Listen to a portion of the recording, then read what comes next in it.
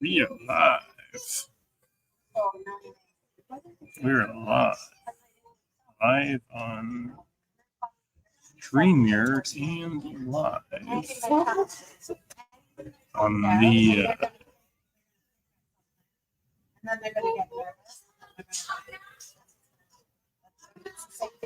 live on YouTube. I believe anyway.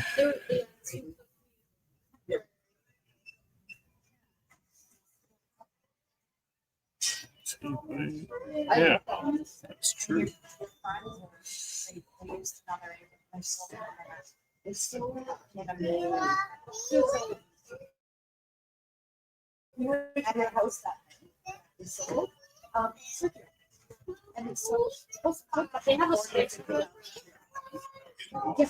Yeah, it's live right now. So we're live. Oh, someone's here. Who's here? Somebody's here. Someone's watching. Well, someone's always watching, but you know what I mean. Somebody is in here, but I don't know who. Someone's just watching. Like a fly on the wall. Now, that's a good analogy. Someone is watching like a fly on the wall. Whoever you are, hope you're having a fantastic day.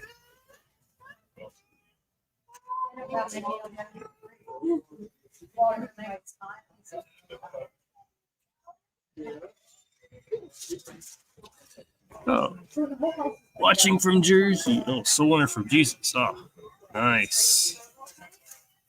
I am. Yes, I certainly am. I'm having a good day, man.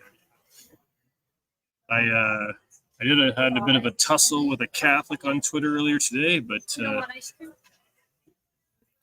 what's your name, soul winner? That's all. I like that. I like that handle. What's your name, if I may ask? I'm glad you're watching.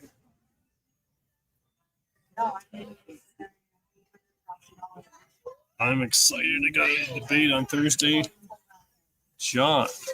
You can't go wrong with a name like John. Beloved disciple. Are you a beloved disciple, John? I think you are. I was just thinking of that Babylon thing about the whole resurrection parody. John.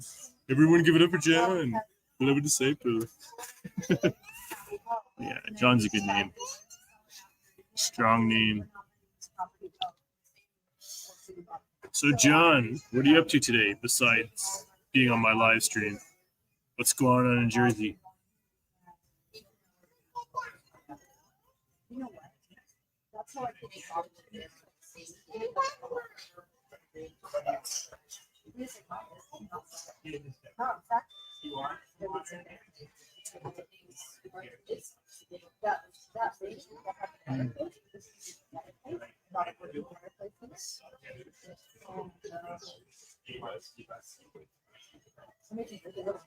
Not much. People are. Oh, the eclipse is over a long time ago here. I mean, relatively speaking, it's been over for. Eclipse has been over for an hour and a half here. So how can for me? Yeah, I can't watch something that. I think the biggest eclipse was human intelligence and common sense. But that's been eclipsed for a long time, probably, right? Whoop. All right, so bear with me a second. This is some of the material I'm going to be using on.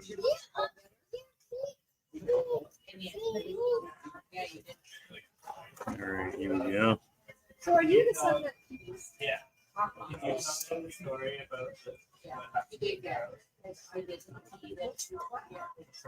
Here we go.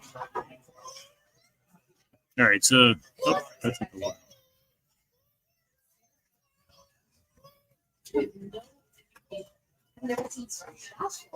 Yeah. There we go.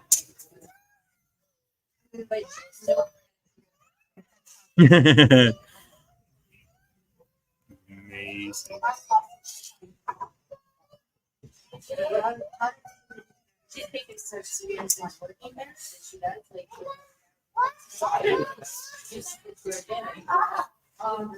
So this is some of my material for my debate on Thursday.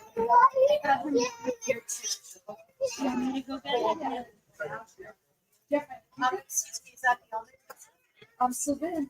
We're working on So I got, as you may know, I have a debate Thursday morning with a Catholic from the Philippines, and so the reason the debate is going to be in the morning is so, well, because he's 12 hours away in terms of, or he's 12 hours ahead of us because he's in the Philippines. So it's 4:52 p.m., 53 p.m. Right? So it'd be 4:53 in the morning in the Philippines right now. So that's the reason we're doing that debate in the morning, is to consider the time, the difference of time zone. All right, so I'm gonna stop sharing this. Okay. I'm gonna do this. I have a kick and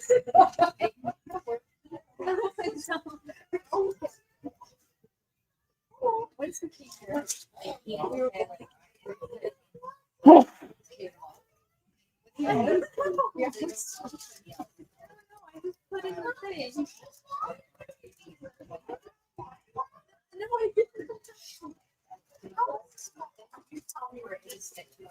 Yeah.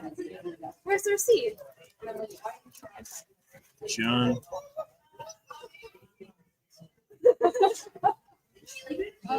What would you see the position that I have on here, John? What would you do in my situation? I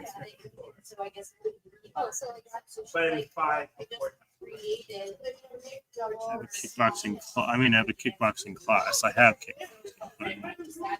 So I have kickboxing, and I have an online Bible study.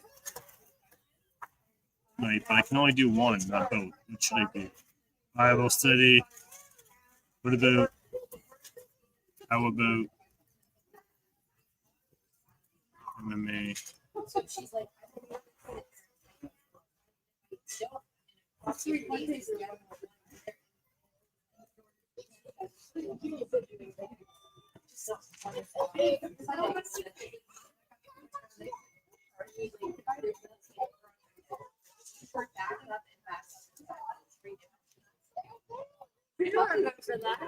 I said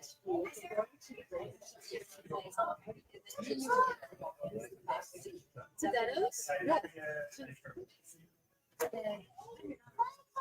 I said, Daddy. I love you.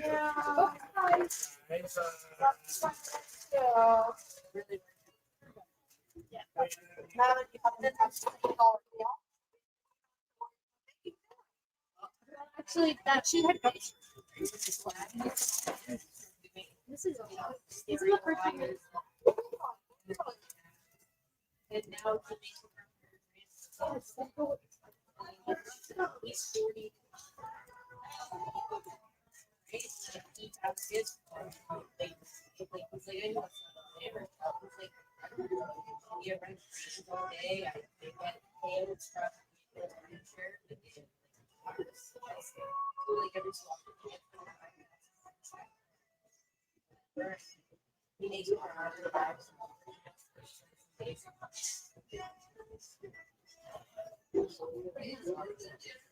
Right? Like that part of me, like.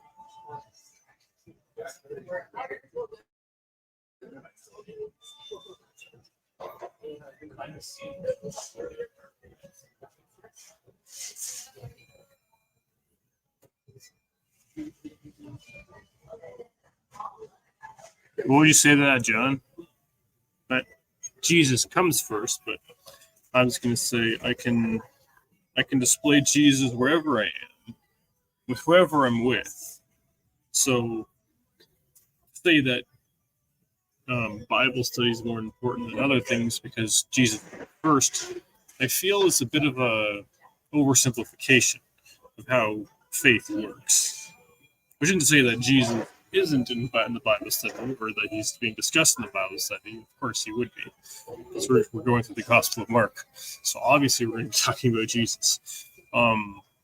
But Jesus is more than just the Bible study. Jesus is the person. Again, he can be just. I display Jesus wherever I am, whoever I'm with whatever I'm doing. So I think it's a bit. I don't know. I mean, I understand it, but you know what I'm saying too.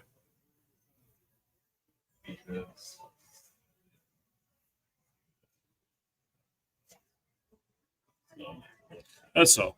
So I don't know. I'm a bit conflicted. Uh, I missed kickboxing this morning because I was busy, so I wanted to take it tonight because I missed this morning.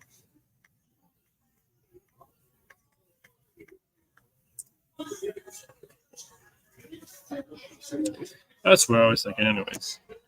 Can you display Jesus? Yes, I can display Jesus in the way I speak, in the way I treat people, in the way I respect people, in the way I honor people, in the way I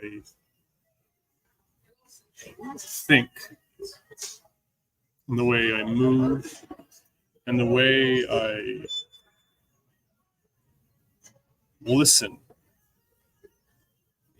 in the way so can I display Jesus? Well, I think I've demonstrated in many different ways in how I do. Not only can I, but I do display Jesus in many different ways and in many different contexts. Yeah,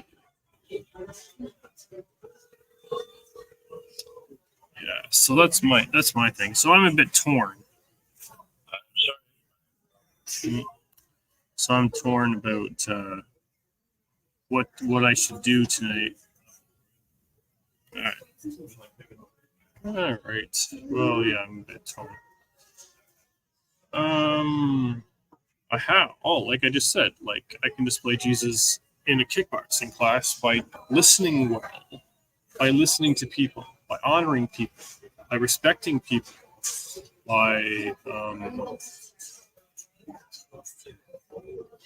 by honoring uh, where they are in life, honoring, knowing how far I can proceed in a conversation, further in terms of wisdom, and we're displaying wisdom, knowing, understanding that everyone's at a different place in terms of where they are, um, ideologically and spiritually and psychologically, and understanding that some people are obviously more open to hearing what Jesus than others, and some people are obviously less inclined to hearing about Jesus, and some people have no interest in hearing about Jesus whatsoever. So it's having, yeah, sure, we can talk about that for a bit.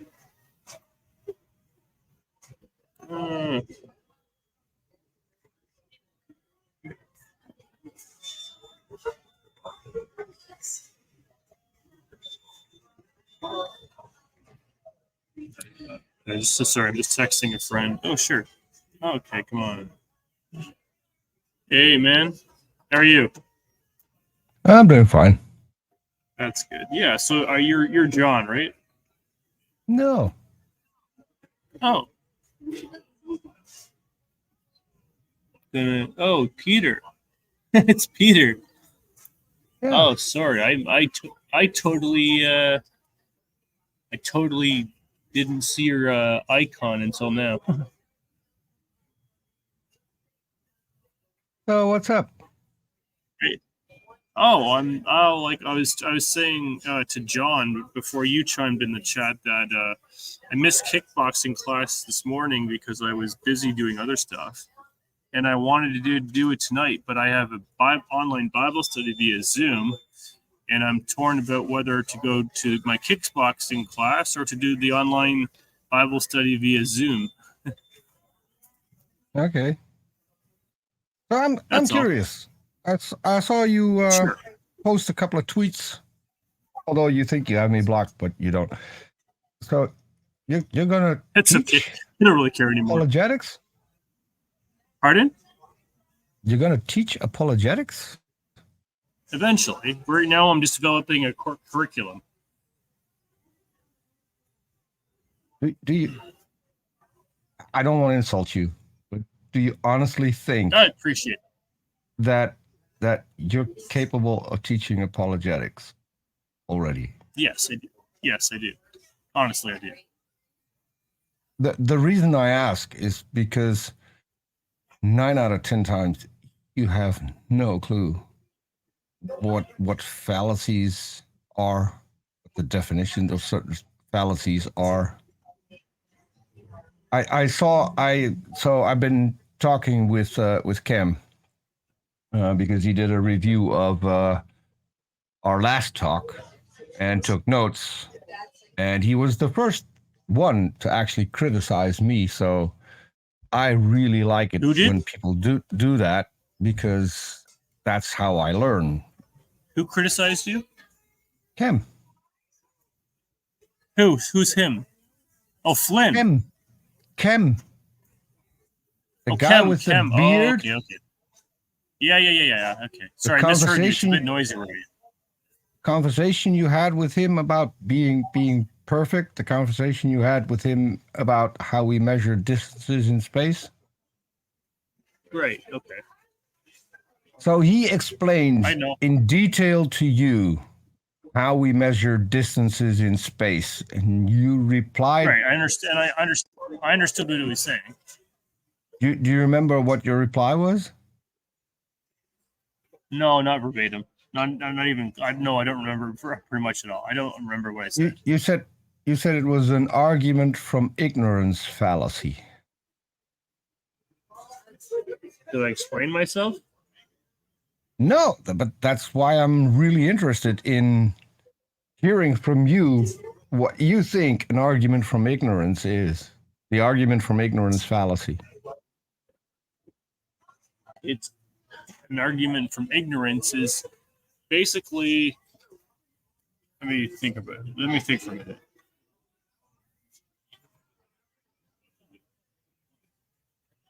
It's presenting something as factual when it's not factual, but making it appear as though it is factual. No, that's not it. It's not. What ignorance means, you don't have all the facts. That's what ignorance means.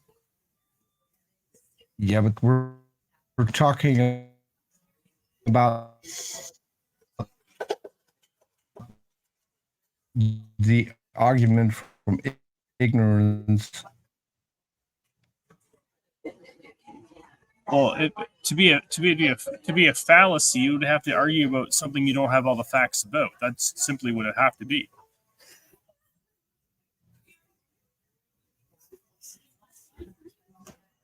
You're presenting a case that you don't have facts for. It's a fallacy in informal logic. Yeah, but that's not what the fallacy is. That's what a fallacy is. Yeah, but what is the argument from ignorance fallacy? Because you still don't know what it is, but you keep using that in several conversations. But if I said that in response to that, then I was using a fallacy. In that particular instance. Well, but you've been using that for a long time now. The argument from ignorance fallacy. It's one of your go-to things. Here's the thing. But here's the thing. You wanted to talk about displaying Jesus at a kickboxing class. So that's I don't really want to go all over the place with you, Peter. It's not. I don't want to go all over the place with you. I really no interest in that. Pardon? It's no problem, because this is another thing that is one of your signature moves is when you're asked questions and you know you don't have an answer, you want to go to a different topic. Which is why I think you're not. Sorry, which is why I think you're not. I'm allowed to be disinterested in certain topics at certain times. It's just I don't know. I mean, you want to talk about a specific thing. You are allowed. Mind. You're allowed. Yeah, I'm just not. But I'm not if you interested. if you wanna call yourself an apologist, and if you wanna actually teach people how to become an apologist, then that is one of the things you absolutely can never do.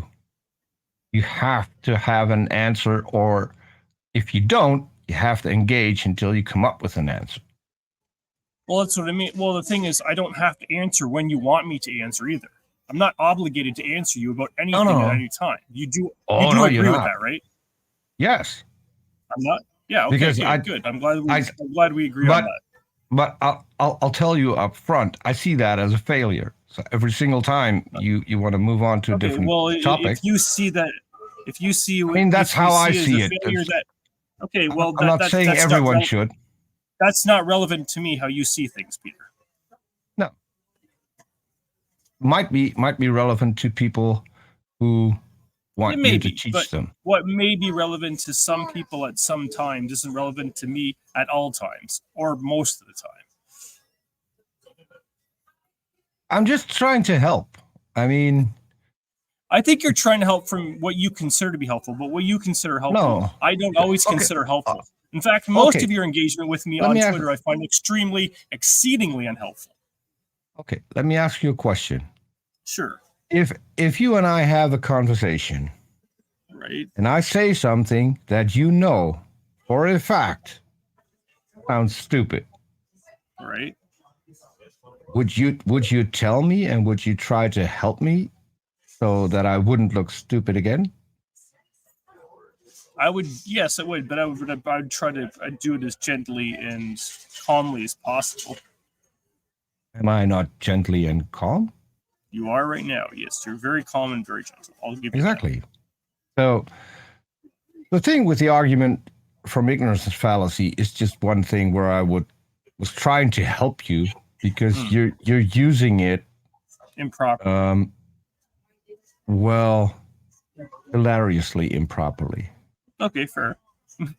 You can. The adjective is basically what the evidence from the argument from ignorance fallacy is that you make a claim because there is no evidence for the contrary.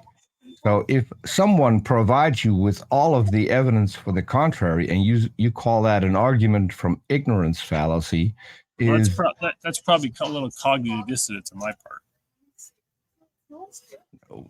It's clear that you don't know what the fallacy is, or I'm using it improperly. All right, yeah. Well, so, but there's a difference between not knowing what the fallacy is and using a fallacy improperly because I don't want to engage something that I don't feel comfortable with or knowledgeable about. So it's probably a little. Pardon? No, I'm fine with that. I'm fine with it. I just wanted to help you out because it does make you look kind of silly if you throw something out there and you don't know the exact meaning, and it's clearly. Well, so if I don't know the exact meaning, it makes me look stupid. Is that what you're saying? It kind of does. Okay, so you're a very technical person, right, Peter? Is that fair to say? No, I've been doing conversations like this for 10 years. No, it's a very simple question. I asked you if you were a very technical person. Depends on what we're talking about. Are you a technical person in terms of rhetoric? I like to use language the way it should be used. So it's a yes or no question. Are you a technical person in terms of rhetoric? Yes or no? I wouldn't say technical. Then what would you say? I have no clue what it means to be a technical person in the uses of language. Let me rephrase the question. Do you consider yourself someone who uses language very specifically when you speak? Yes, I try to be as precise as possible so people can understand me. Yes, and when you think that when people aren't precise, it makes them look stupid with their wording? No. No, but so if you were if you and I were talking and we were walking outside, Mm-hmm. and a car would pass, and you would say, "That's a nice motorcycle." Okay. I'd find that strange Why? because a car is not a motorcycle. That's a good point. But if I said to you, I think you have more. Do you have motorcycles? Depending on how you want to use the language. Do you have do you have something that rides on two wheels that has an engine underneath with it? Several, 5 Okay. actually. Okay. And yes, stupid that I forgot. I do have one motorcycle. It's not classified as a motorcycle. Okay. It's a little bit illegal, but I have a motorcycle pretending to be a moped. See, here's If my that makes thing. sense. You just said you were stupid because you forgot something. I think I forgot something. Yeah, but I think a momentary forgetting of something, it doesn't make you stupid. I think it just means you had to slip your mind. I don't think that means someone is lacking in intelligence. I'm always tough on myself when I make mistakes. Do you find you're tougher on yourself than you are on other people, or as tough on yourself as you are on others? Oh, I'm much tougher on myself than I am on others. Okay, and why is that? Because I'm a perfectionist. Okay, perfectionist. But a perfectionist can drive themselves and other people's crazy. Would you agree? Which is why I'm self-employed, because the way I work is so. I think that if you're doing something, then it deserves to be done well. So I agree. You don't cut corners, and you don't cut on time if more time is necessary. And I'm a designer. So the work that I do, the end result is something that evolves over time, because I keep changing things to make it look better until I get to what I think is exactly how I pictured it in my mind. Okay. I can understand. I'm a big. So you would consider yourself a very ambitious person, Peter? No, Okay. not at all. Because look at my channel. I mean, I have less than 2,000 subscribers on YouTube, but I make content. But I make content for over 1 million subscribers on YouTube. I see. That's not on my channel.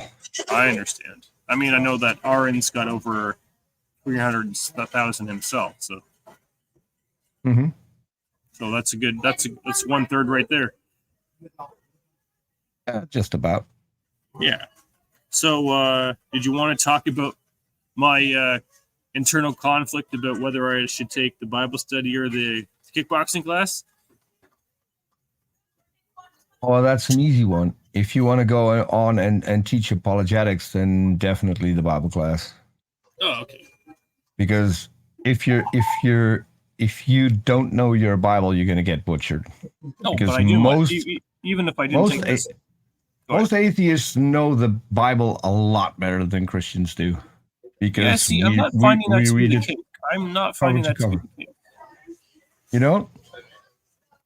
I'm finding most atheists don't. I mean, there are exceptions, like you may, Aaron definitely does, Matt, he definitely does, but I find most atheists do not know the Bible nearly as much as most Christians.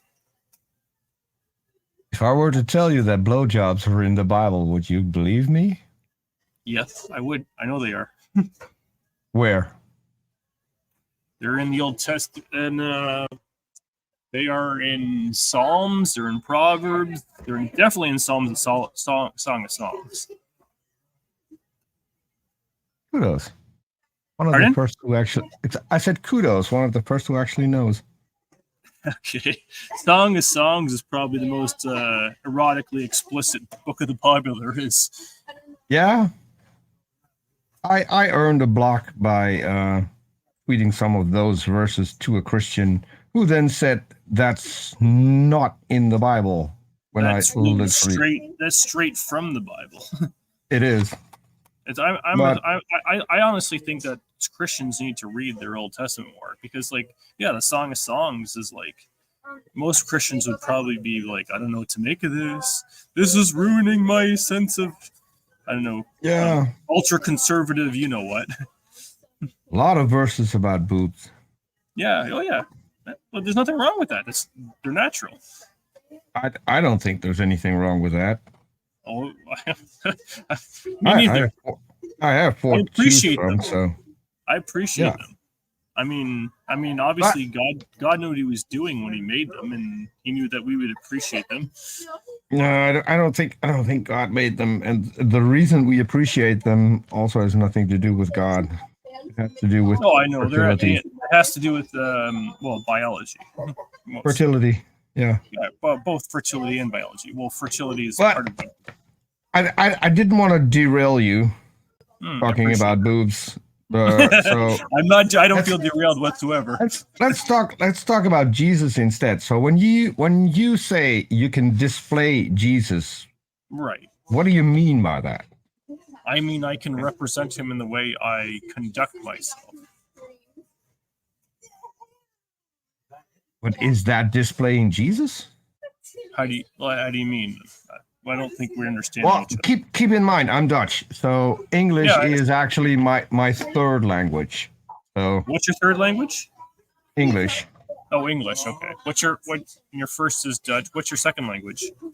German, Oh, okay. because half of my property is in Germany. So if I go out in my backyard, I'm in Germany. No, When I right go on. back into the house, I'm in the Netherlands again.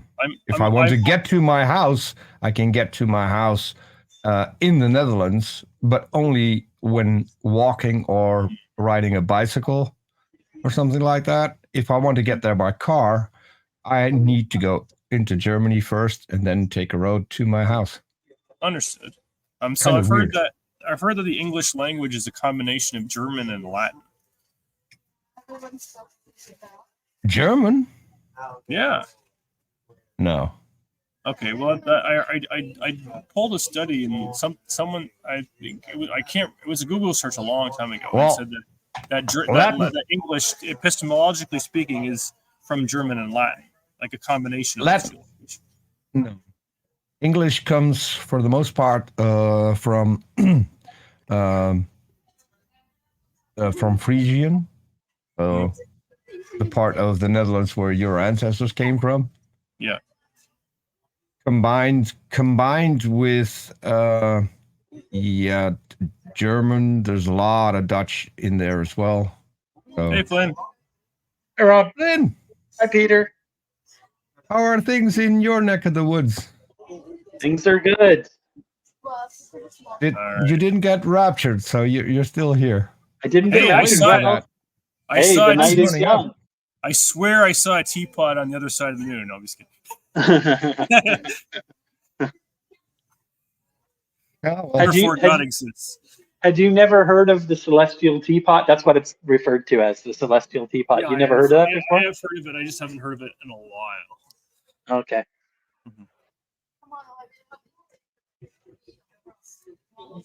so Flynn, we're talking about displaying Jesus. Displaying Jesus, Mhm. Yes.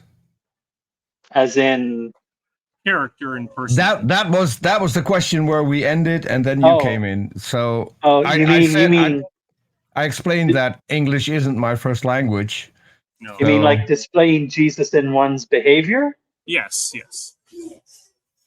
Yeah, one's That's- conduct.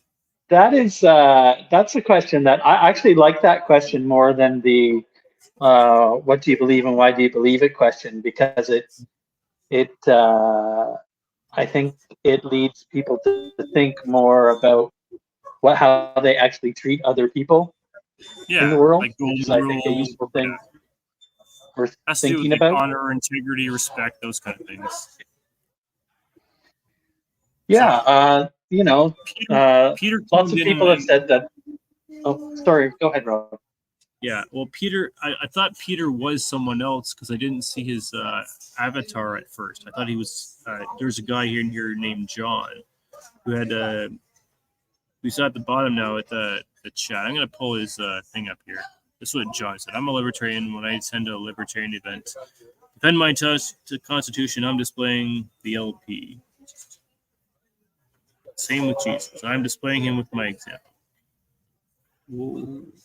What is an LP means Lord's Prayer. Lord's Prayer, I think. Okay. Okay.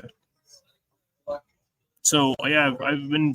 This is something that's become a bit libertarian, defend Constitution, Second Amendment. Same with Jesus. I display him with my example. Interesting. Yeah, I saw you were engaged with someone there. Came up at least about the Second Amendment. How did that come up? Oh, we're just like okay, obviously like ideologically we fundamentally disagree between origins and theism and atheism. So I'm like, okay, well at least he's like, well, there's got to be some things we have in common, and I know he's like a huge gun and Second Amendment advocate. So I'm like, oh, that was Cam. That was Cam, yeah, that was. Was it? And Yeah, it was Cam. It was Cam. And so I said, well, I'm totally on board with like the Second Amendment and being, defending your property and your personhood should someone violate your constitutional rights. So we had a whole thing about politics and where I stand on some moral and ethical issues. Well, it's lots of people have said for a lot of time that if Christians behaved like Jesus behaved in the Bible, Christians would be great. The problem is that a lot of times us Christians don't act anything like Jesus. I think that is obviously true. And it's almost an unfair standard, but as long as because nobody can match the character of Christ on a consistent basis. Well, it's an ideal. We disagree on whether or not Jesus existed, at least in terms of a God, and I don't think he did. So it'd be like trying to be Superman or trying to be Spider-Man or Batman or something. I mean, you can evince aspects of their character maybe, but to be them would be quite impossible. Yeah. Well, Gandhi is quoted to be Gandhi said that. Gandhi said, "I would be a Christian if it wasn't for the Christians." I think what he actually said was, I like your Christianity. I do not like your Christians." I said, I like your Christ, but I have a problem with that's right. He said, your Christians are nothing like your Christ. Yeah, that's right. That's what he said. You're right. You're right. Yeah. Because he read the Gospels and then he looked at the Christians. He's like, well, we're going to read the teachings of Jesus, and I observe the conduct of Christians. There's an obvious disconnect. But Rob, just a quick thing. You asked if I own a motorcycle. So yes. basically that's it. Okay. Oh, nice. Yeah, I would say that's a motorcycle. And that's my own design as well. Oh, that looks really cool. Peter's a very talented person. Yeah. So, John said LP means Libertarian Party. Oh, Libertarian Party. Sorry. Sorry. I had a feeling it didn't mean religious. Lord's Prayer. Yeah, I had a feeling it did not mean Lord's Prayer, but I didn't know what he was talking about. But now we do. The reason I thought LP is because he said something like trying to live according to, and since we're talking about displaying Christ-like behavior, this is what he said. Sense. So I'm displaying the Libertarian Party. Oh, there it is. Yeah, this is the one that you were talking about. Oh, okay, yeah. Yeah, so I can understand how you thought what you thought. Yeah. But so I mean, we're still now we're again derailing from the point. But I agree with Flynn. Not a lot of Christians display behavior that representative of Christ-like. Yeah, that's fair. But I also think that we have to remember that I mean, this is an explanation, not a justification. That Christians are humans and that we have weaknesses too. So if you're expecting Christians to be perfect, that's kind of unfair. That's all I'm saying. Oh, no one said Christians should be perfect. Yeah, but you can do your best. You can do your best and follow the rules. That's fair. Okay. Can I make a joke?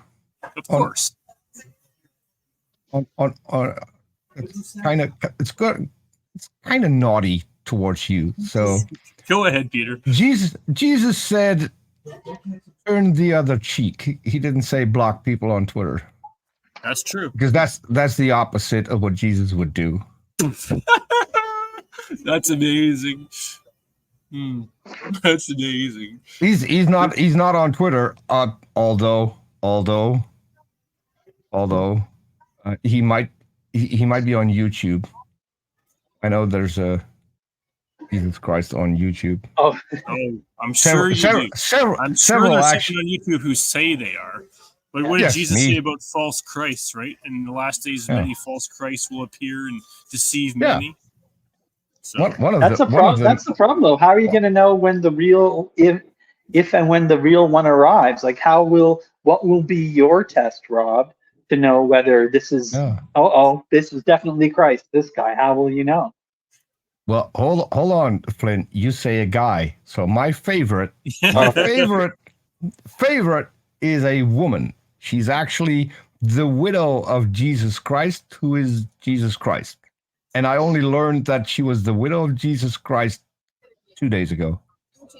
But how can Jesus have a widow when he was never married? Yeah, but so Jesus came back to earth. When? Then he got married.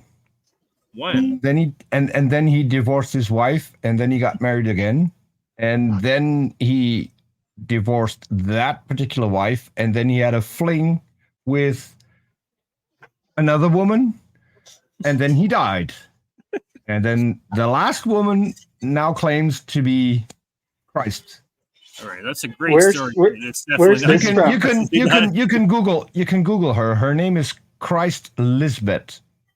Lisbet. She has her own YouTube channel where she talks to all of the Christians, and it's quite fun. Well, that's a nice story, but it's definitely not. There's no history. Well, it's a better story than the Jesus in Russia who got arrested 2 years ago and is still in prison. I don't even know what that story is about, or who it's about, or what happened. Oh, this guy was pretty famous. He claimed to be Jesus, and he had a huge following. They even built their own town. John wants to put up some. This is what he's got to say to you, Peter. Well, okay, so there is no record of Jesus getting married up until AD 33. But if Jesus came back and got married, that wouldn't be in the Bible, right? No, it wouldn't. Because no one's writing anything in the Bible anymore. It kind of stopped about 90 AD. Well, a little later. Maybe a little later, but not much. Yeah. There were a lot of things added to the Bible, even in 300 CE, and some of it might even be added to it later than that. But there are no real stories anymore. So God doesn't seem to interact with the world anymore, or he thinks it's not worth writing down anymore, which is kind of weird if you think of it. This is John again. So that's a good one. The Bride of Christ. I had the Bride of Christ on my show. Sure. Yeah. Oh, you did you? How did you know you had the one like the Bride of Christ says? Because he said so. Oh, because he said so. Okay, so if I say the earth is flat, then it's flat? Well, Jesus said, no, Jesus didn't say he was God. Ooh, now we've got a problem. He did actually. He actually didn't. Not verbatim. Nowhere in the Bible does Jesus claim to be God. He does, just not verbatim. He never does. He does. I can prove it. Let's hear it, Rob. John Yeah. 8:58, Mark 14:62, Hold on. John 10:30. I'm quick. I'm not that quick. Oh, I have to. Don't make me go get my Bible. Well, you can. Oh, You got so- Google. I'll go get my Bible. Oh, John Fuzz got a Bible. John 8. 58. It's a direct reference to Exodus 3:14. 58. Yeah, this is the one. This is the one that John is talking about. The I am of John 8:58. Yeah. Very truly tell you, Jesus answered, before Abraham was born, I am. Mm-hmm. But does it- what- That I am is a claim to God being God. No, okay. So does the Bible also say that God knew you long before you were born? It does. It does. Mhm. So you were long before you were born, correct? I was known about before I was born. Which means that you were. No, it doesn't. Not in this form, but you were known to be. Yes, So- that's correct. That's So correct. you were. And so was Christ, which is what he was referring to in that verse. Christ is God. All right. There's also Well, the only thing it says in John 8:58 is that he was. There's no mention of him being God. all right. Well, that is it. You should look up Exodus 3:14 and cross. I think that it's the phrase "I am," right? Because Yes, Yahweh is "I am that Yeah. I am." So when he Yeah, says "I that's- am," the idea is that he's saying, "I'm God." Yeah. I mean, exactly. Exodus. 3:14. That's a cross reference to John 8:58. Robbie, you seem surprised that I had a Bible. I was. I have 4 Bibles. Well, I didn't know that. I have a minor in religious studies. Okay, this verse that I have up on the screen with us is from Revelation 1:8, and it's Jesus speaking. Oops. Hold on. Why is this stupid thing going to English? What stupid? To Dutch, I mean. I'm the Alpha and Omega, says the Lord God, who is a. That's Jesus speaking in this verse in Revelation 1:8 too. By the way. Okay. How do you Exodus know it's Jesus? Because Exodus 8. Hold on. It Exodus says 8. Can you say that again? What was the Exodus verse in it? 3:14. 3:14. Yeah. 3:14. There we go. God replied to Moses, I am who I am. Then he added, this is what you will tell the Israelites, I am sent me to you. There's no mention of Jesus there. That is Jesus speaking in in Exodus No, 3:14. No, you're right. Sorry, I'm confused myself for a second. If that were Jesus, then how come the Jews don't believe in Jesus? Because this is part of That's a very good question. Yeah, well, That is a very good question. they must have missed all of that. Well, Or Christians are now trying to shoehorn that into the Old Testament because Jesus is never mentioned in the Old Testament. not verbatim, not by name. There's no not Jesus. even- There's no mention of the name Jesus or Christ in the No, Old Testament. the only mention of the Messiah is someone who got a completely different name, Emmanuel. Yeah, God with us. Yeah, that guy never surfaced. Really? No. Do you know of an Emmanuel in the New Testament? Yeah. Someone was called Emmanuel? Yeah. Oh, called Emmanuel. Yes. Um, Whose name is Emmanuel, because it was a name, right? It was Yes. specific in he shall be named. yeah, So it's not a title, it's a name. right.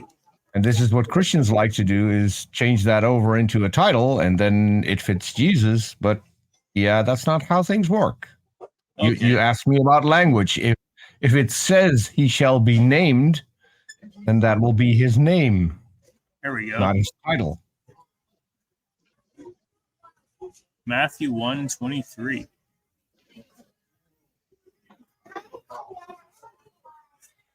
Matthew 1:23.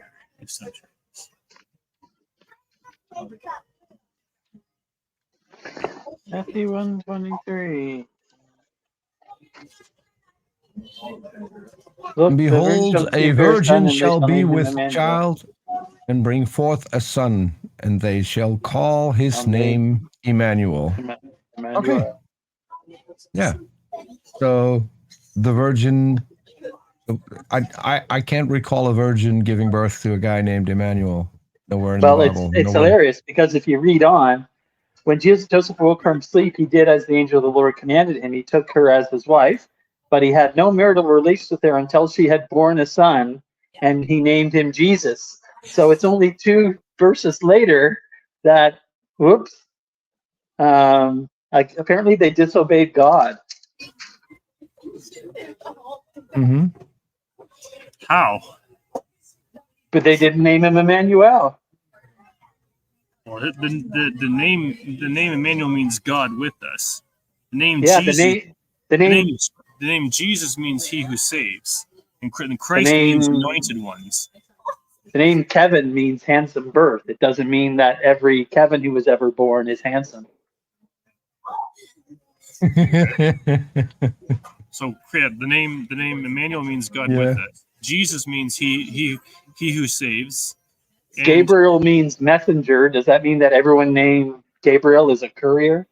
no, I don't know Well, anyone else whose name. No, it doesn't mean that. Anyone want to wonder what the name Peter means? What does it mean? it means rock, wondering. actually. But I know Yeah, what he's going to say. Yeah. Oh, so you founded the church, didn't you, Peter? That's right. I On mean, this rock, I will. I am mentioned an awful lot in the Bible. Oh I'm yeah. just saying. Oh, You yeah. are. I'm not. I'm not No, mentioned once in the there's Bible. no Rob in the There are Bible. no Roberts. You're very unbiblical, Rob. Yeah.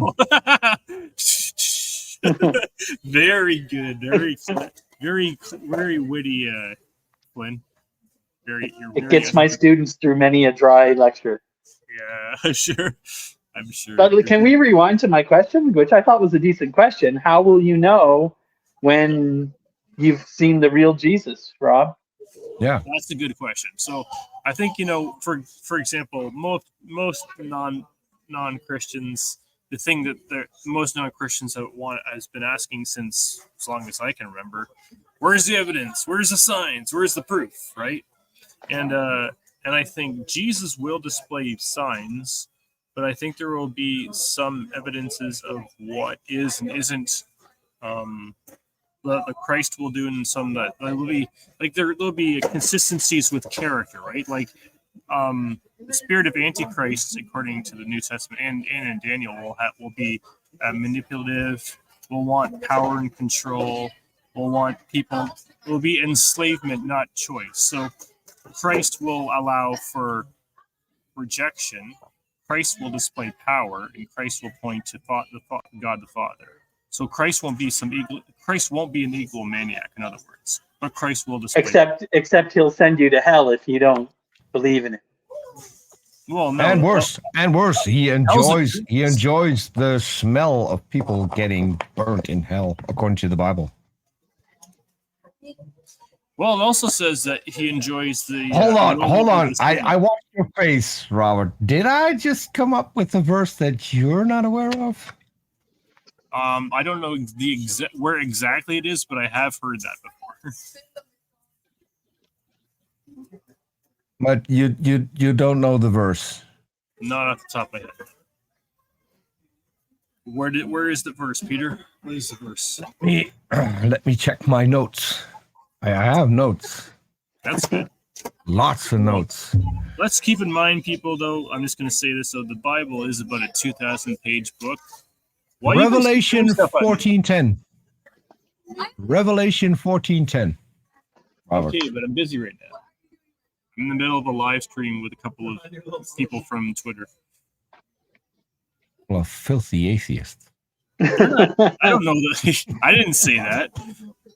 Then another angel, a third, followed them, crying with a loud voice, "Those who worship the beast with its image and who receive a mark on their foreheads or on their hands, they will also drink the wine of God's wrath, poured unmixed into the cup of his anger, and they will be tormented with fire and sulfur in the presence of the holy angels and in the presence of the Lamb, and the smoke of their torment goes up forever and ever. There is no rest day or night for those who worship in the beast and its image, and for anyone who receives the mark of its name." Yeah. And who's the lamb, Robert? Jesus. Exactly. So Jesus is looking onto the people who are tormented by fire and sulfur. Mm. He is. So he's that's something he likes watching. That's pretty graphic imagery, but yeah, I can't deny that that the text makes it pretty clear that that's something that Christ enjoys. Yeah. But so I want to help out Flynn and get back to the original question. So we know about Jesus from the Bible and only from the Bible, because there's no mention of Jesus anywhere outside of the Bible. So Jesus making himself known didn't work that well when he was on earth the first time. So what do you think? What makes you think that people will notice him when he comes back for a second time? Because no one noticed him. No one noticed the miracles he performed. There's no mention anywhere of Jesus. Are you familiar with Josephus? Yes. And He why talks about Christians. I think we all agree that Christians are. We do have They Christians. come after Christ. Oh, this Yes. is rich. I'll let you guys respond to this one.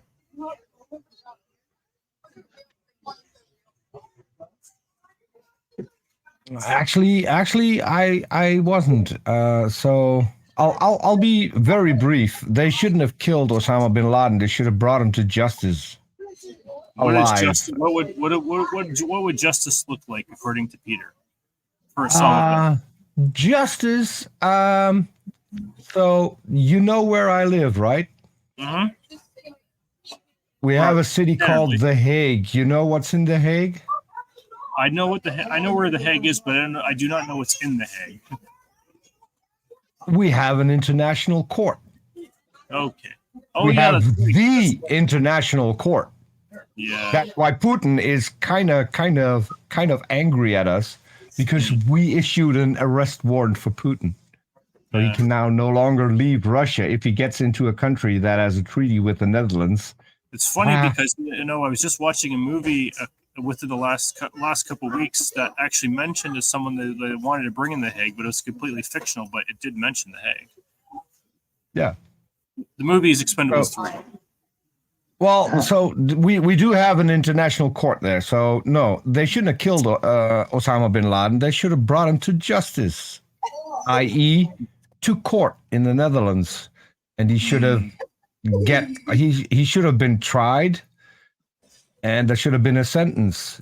And also, if that would have happened, we might have gotten some intelligence out of him. So yeah, just killing someone. I'm vehemently against the death penalty. I don't think the death penalty is a good idea, because it's it's not really a penalty, is it? You're dead, so you're no longer going to suffer. And if you're of the correct persuasion, then you go straight to heaven, like Hitler did. This is a question to me. I wouldn't do that if I were you. You might end up in jail. The Bible study is online, so I can't do kickboxing at the Bible study. I must look like a fool. Yeah. Oh, here we go. I think Oh, if you this were is going this, to go to this is the verse that gets people in trouble. yeah, that's a stupid verse because it doesn't work. No, it doesn't. If you poke out my eye, what good is it going to do me that if I poke out your eye? Do I get any of my sight back? No, No. it doesn't. It doesn't do. It Do doesn't I help get you at all. any? Do I get anything? Do I get money to make my life more comfortable now that I only have one eye? No. You get a It doesn't do steam anything. It doesn't do anything. Hmm. Yeah, but then again, we know that human beings are wildly illogical creatures. It depends on where you look. I think I mentioned that That's to kind you. of ironic, that, given what we're talking about eyes. well, I mean, if you look at the Netherlands, we have a different justice system than you guys do, and Yeah, what does the we justice system look like in the Netherlands in terms of like? we try what to else? rehabilitate. We try to rehabilitate criminals so they won't go back into a life of crime once they have served their time. Do you And have that a good, part- Do you have a and good that part is- rehabilitation rate? Yes, Oh, okay. to the That's- point where we can no longer fill our prisons. Yes. That's good. We have to rent it out to Norway and Belgium. Mm. Okay. So what do you think about the Prison- verse that I got up? Go ahead, Sorry.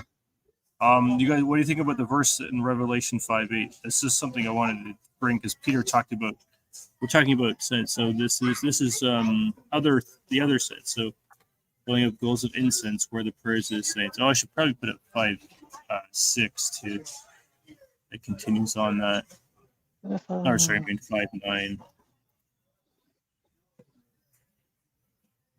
I do have a follow-up question for the guy in the chat. He said Osama killed many innocent lives. He got what was coming to him.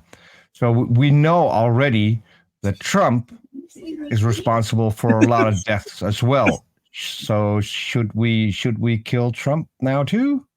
I don't think so. He should go to prison. We shouldn't kill him. Yeah, sure. But so we still don't have an answer. We still don't have an answer, Rob. How For what you would question? recognize Jesus if he came back? Well, I said he would display power, but he would display the same characters, traits that he displayed when he was here 2,000 years ago. And so you could tell the difference between the false and the true one by paying attention. Pardon? What kind of powers are we talking about? Well, I mean, I don't know exactly what he's going to do, but I'm imagine he would probably display the same types of things he did 2,000 years ago. So the guy in Japan who could levitate and then launched a sarin attack on the Japanese subway because he was Jesus. That wasn't Jesus? So, no, I don't think he's gonna. Like I said, I don't know what it's gonna look like, but it will be. This guy hovered in the air for over 24 hours with witnesses. So say the witnesses. We don't know because no one any video of it, but he apparently could levitate. Oh, here we go. Someone's a little bit of a. And John's on a bit of a diatribe. Yeah, that was my fault. But so this guy could apparently do things that human beings couldn't. But that wasn't good enough. I didn't say it wasn't good enough. Like, okay, but has he done anything to like? Has he healed a person? Has he driven? He killed a few. As I said, he killed a few. He launched a sarin attack in Okay, well, that's what not was it, good. Tokyo? Okay, well, I don't consider a sarin attack a good thing. I consider it rather evil. He died as well, so that's also something that Christ wouldn't do if he came back, right? He wouldn't just die. Yeah, I mean, But his followers still think that he's Jesus, and yeah, but still then have again, a. well, what did I say earlier? Jesus said, "What in the last days will be many false Christs and many false prophets will arise and deceive many." And I think that's what we're seeing: the deception of many. How about the Australian Jesus who performs miracles? I'm not familiar with the Australian Jesus. See, and I don't get this. I'm an atheist. I know at least I had Jesus on my show. I don't I have had time. Jesus on my show. I don't have I time talked to for all him. the things that you have time for, Peter. I'm sorry. No, but so wouldn't you Or it's want not- to it's- know it's if there's also- someone on the planet saying, "Hey, I'm Jesus, I'm back"? Wouldn't I you would know. find that whoever the interesting? Australian Jesus isn't the real one. I know that much. How do you know? Well, hold on. It's not Matthew- just him. He Verse brought Matthew Mary 24 Magdalene. that John's got back, but got up. He brought Mary How do I Magdalene know that the back with Australian him. Jesus isn't the real one? Because everyone will be able How to do you know? Look at the verse on the screen. That's how I know. Yeah, okay, but how do you know that? Because Jesus said he would come back, although Yeah, with power that and great ship glory. has sailed. That ship has sailed because he didn't come back in the time that he said he would be back. But let's say we ignore What that. time did he say he would be back? He just said he's coming back. He said within the generation of Yeah, his with- apostles, Oh, and there some of we his go. apostles That misunderstanding. wouldn't taste death before he got back. That didn't happen. They're all dead pretty much. I don't know of any of Jesus' original apostles, unless you think that I'm Peter, the Peter in the Bible. No, they're all dead. But we're still back to the thing. If Jesus came back on earth, as he apparently has done over a dozen of times already, I mean, there's a Jesus in the Netherlands who wrote an entirely new Bible, by the way. Okay. And so far, the only surviving copy of that Bible, I have that one. I still have to post it online because he wasn't good at making a website. So every single link has to be edited, which is a huge task. But I'll get there finally. Okay. Take your time. But you got millions why of years isn't- on your side. why isn't the Australian Jesus the real Jesus? Because he's brought Mary Magdalene, and they together are now teaching people Okay. according to Teaching the people Bible. what? Oh, the Bible. The Bible. All right. Good. Rob would say because he's just another one of the false messiahs, and it doesn't comport with Matthew. What was it, 14? How can we know if 1462. that is? I'm asking. How can we know if that's not the real Jesus? Because as long as he doesn't show us any of his special powers, we can't be sure that he has special powers, right? So what if Jesus is back and wants to know who the real Christians are? So he's kind of incognito here. Yeah. He wants to kind of blend in a little. And just Jesus. to check who's the real Christian and who will recognize him for who he is. What that would be a good trick for Jesus if he came back. That would a good way of checking who his real followers are, because they would recognize him.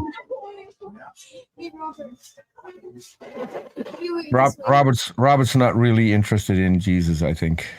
Why? He's more because you're not even listening. If I would ask you what I just said, There's a couple of people around me that are kind of distracting me.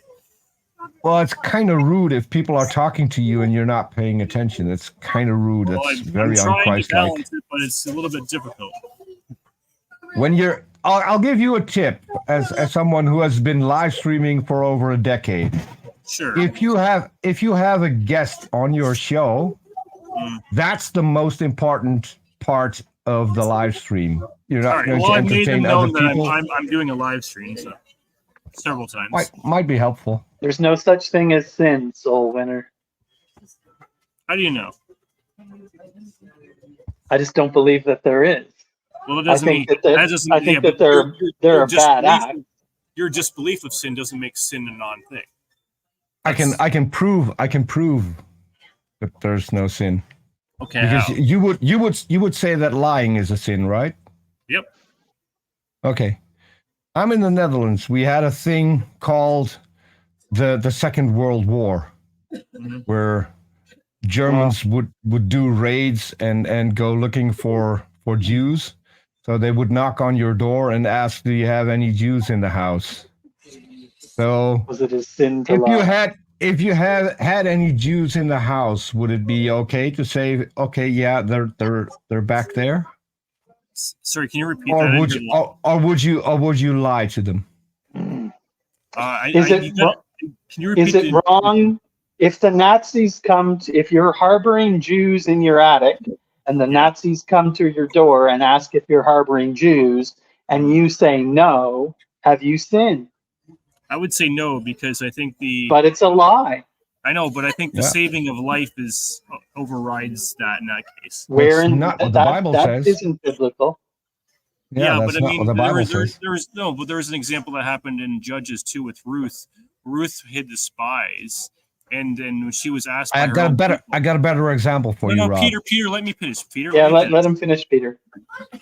Peter, it says in the Judges that Ruth hid the Israelite spies, and when her own people went through the town and searched for them, she was asked, "Have you seen so and so?" Like the people that they were looking for that she was harboring, and she said, "No, I haven't." Something to that effect, and the Bible says it was accounted to her as righteousness because she saved the lives of the spies. So that's where I'm going with that. Which proves Peter's point that it isn't sinful to lie. It is if something can't always. Is it wrong to kill, Rob? Yeah. What if someone is attempting to kill your wife or your child? Well, then we're talking about didn't we just have a soul winner for Jesus say an eye for an eye and a tooth for a tooth? He did say that. And didn't he say that it was good that Osama bin Laden was killed because he killed a lot of innocent people? Yeah, and he said Soul Winner said he got what he got was coming to him. So now killing is okay as well. And this it's is also very hard to live up the same to guy this said this. Murder is an immoral act. Use your head. It's so let me bounce something off of you because you wanna go and teach apologetics. What I've been told by what I think are at least decent apologists is that sinning is something that goes against God's nature. Would you agree with that? Yeah, sinning does go against God's nature. Okay. So that means that you can just kill innocent people. That's perfectly fine because that's not going to go against God's nature. Innocent according to who and by what standard? Innocent according to they haven't done anything yet. So but they're sinful in their nature, Peter. They're fucked. So babies are sinful in their nature, and it's okay to kill them. Well, the original sin, baby. Original sin, yeah. Everyone's conceived in sin, but I wouldn't say babies have sinned. Of course, that's ridiculous. But God didn't have a problem with killing millions of babies, right? He was fine with that. But unlike us, God has full knowledge what those people would turn out to be if they oh my God. Well, if that was every miscarriage ever would have turned out to be Hitler or Stalin? If that was the case, then why did he pick Noah for the ark? I don't follow your question. I mean, I don't follow why. A drunk who showed his genitals to his kids. That was the guy Noah thought would be a good one to start over. That was the guy Noah thought. God thought that was a good guy to save to start a new population. Oh, I mean, I guess you've never been drunk or done something stupid, so you can judge no He would already. have been on the No, sex I didn't say offender I didn't. registry. I've been drunk once, and that was by accident. But I've never been. Let's So I get guess I'm back better to. than you. Well, maybe you're better than me. I don't know if you're better than me. Well, I'm you gonna have a block people. beer. I don't been drunk. So. I don't block people on Twitter. I only block bots. Okay. Well, I block people for my mental health. That's about it. That's I a just good don't reason. I don't find your engagement. Then I want to make it official that I apologize if I'm threatening your mental health, because that's absolutely not what I You're want not to do. threatening to it. You're just not conducive to it, and which is almost the same. Well, I mean, But you keep coming if back, you're- Rob. Well, I mean, If- Peter just keeps responding. So because like even if I block him, I'm not really blocking him. I don't no, know. you're not blocked. Say something right. on Twitter. Say Oh, yeah, that's something right. on Twitter, and I'll show you No, that you're- I'm not blocked. No, I think you're I'll- muted. No, I'm blocked. Okay. All right, I'm saying something on Twitter right now. Peter is Yeah. Just a public tweet. Yeah, it's a tweet. All right, I just sent out a tweet. All right, this is John's going a little too far. Peter is Dutch. There you go. Yep. So not So owning slaves would be a transgression. Say that again. Utopia Buster says that a sin is a transgression against God's law. God wearing mixed fabrics is a sin. Not owning slaves is a sin. Well, And then look at this guy, soul winner for Jesus. No, put that back up, Rob, please. Look, anyone who trots out gay theists as an insult you should take the high road, Rob, and boot this guy out of the stream. Because anyone who resorts to something a 12-year-old would say isn't up to having a conversation with. No wonder he doesn't want to show his face. Soul winner, ass. That's a sure sign of a loser, and especially when it comes to Jesus, because Jesus was perfectly fine with gay people, to the point where the King of England at some point used Jesus as an excuse for him being gay. And this guy actually brought forth the most popular Bible in the United States, which is the King James Bible, which, by the way, has some verses that King James translated himself to get his gay cause in the Bible, and it worked. hey, this is actually a good point. This one is actually a good point.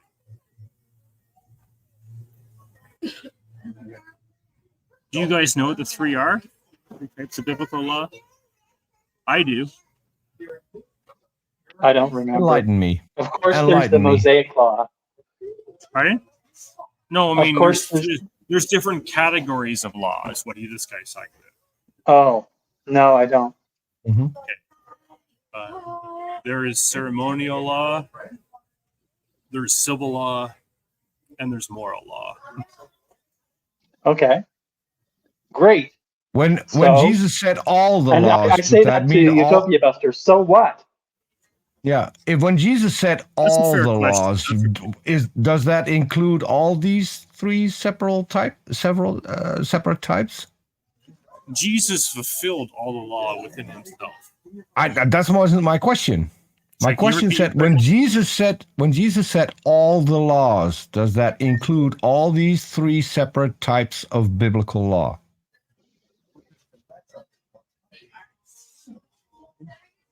Yes, it would have to. Great, because I think we all know what all means, right? Yes, all means all. Yeah. Yes.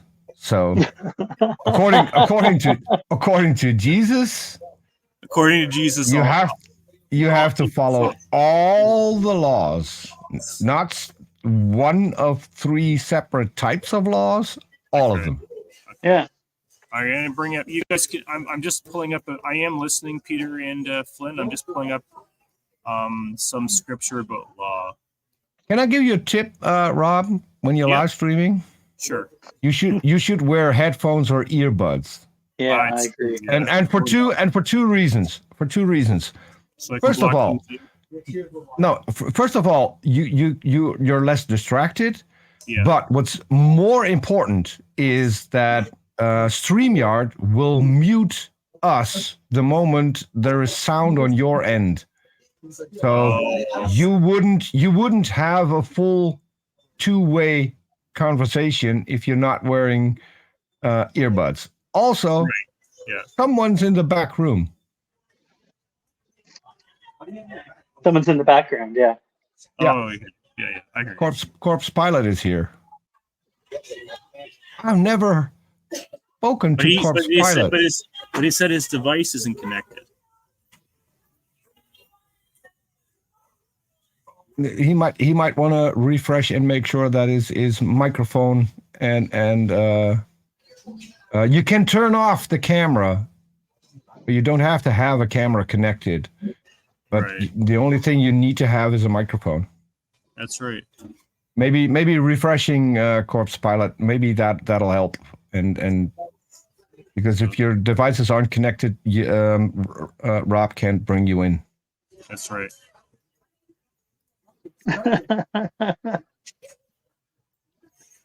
Utopia Buster is a mental giant.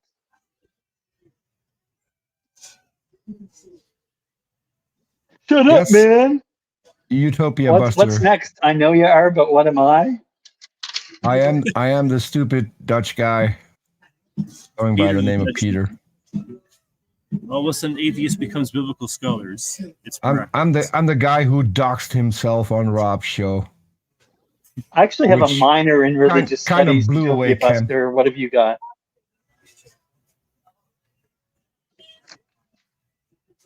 This is pretty amazing. Oh, Utopia Buster must not be a Christian because they can curse. Oh, he's swearing. Yeah. Yeah. Here, I got to pull something up because this is actually. I mean, I'm not.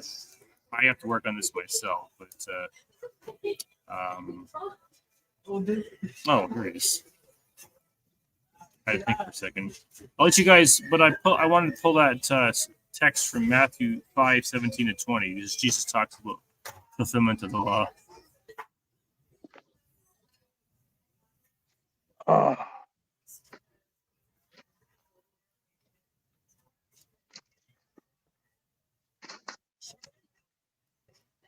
Matthew 5.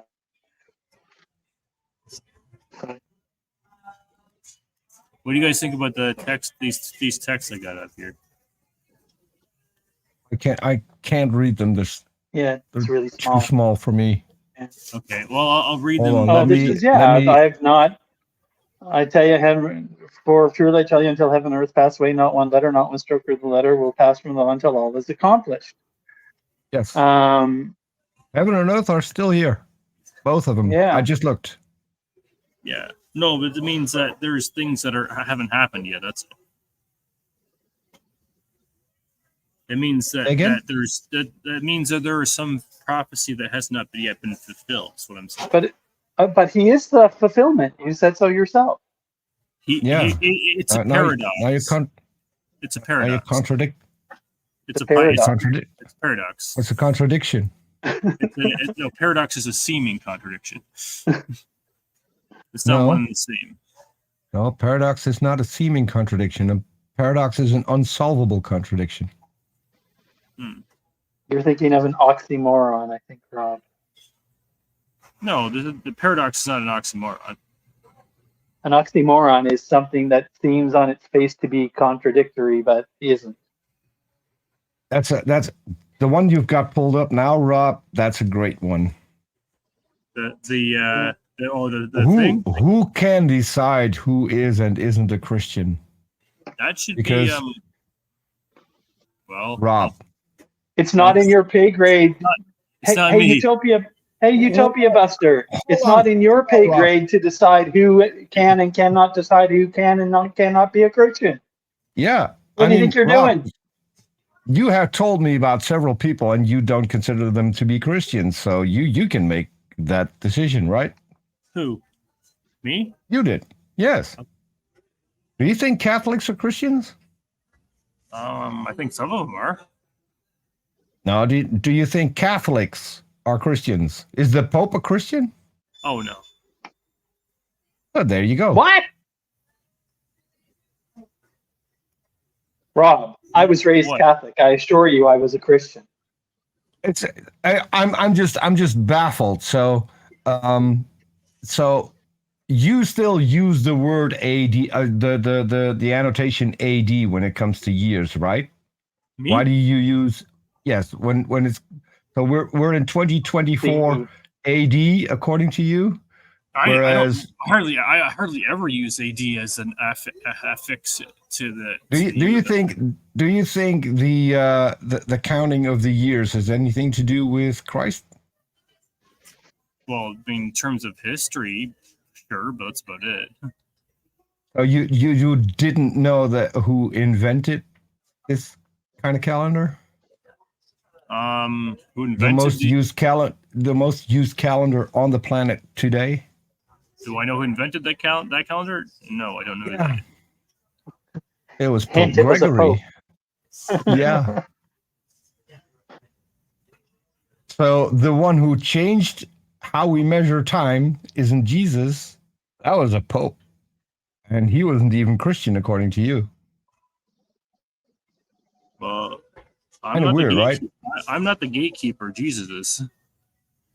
Well, Hey, you are Utopia the gatekeeper Master, because you just said that the Pope isn't a Christian, so you are a gatekeeper. Well, no, I'm judging the act by the fact that he's not born again. I'm not gatekeeping that. So the fact that born again.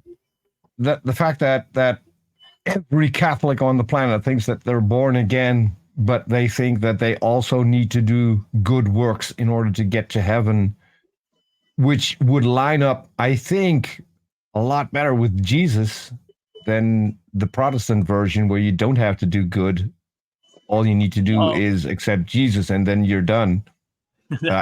I.e. the that's a OSAS. misunderstanding and oversimplification and what do you call it? Category error. You don't believe in once saved, always saved? I do, but I think that doesn't mean I can do whatever the hell I want either.